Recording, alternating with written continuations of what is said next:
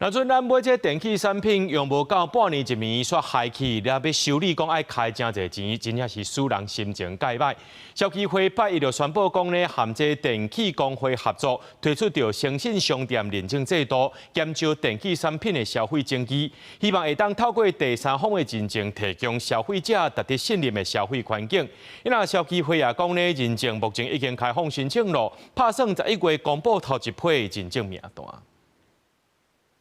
產品的保固的內容嘛，跟它的產品的保固的售後問題。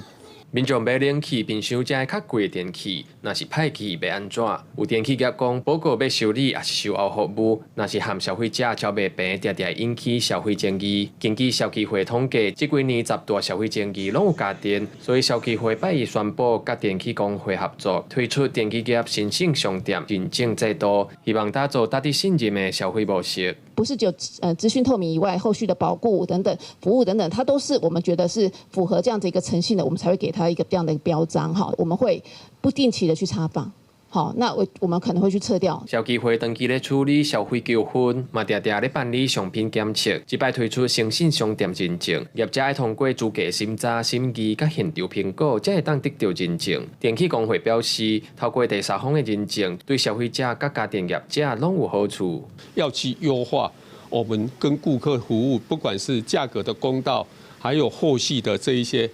維修安裝的專業，都會一起在我們這個買賣的這個市場，把它建立更好的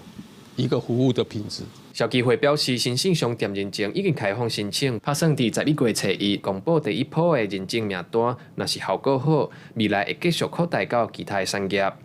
記者郭金王志剛台北報道。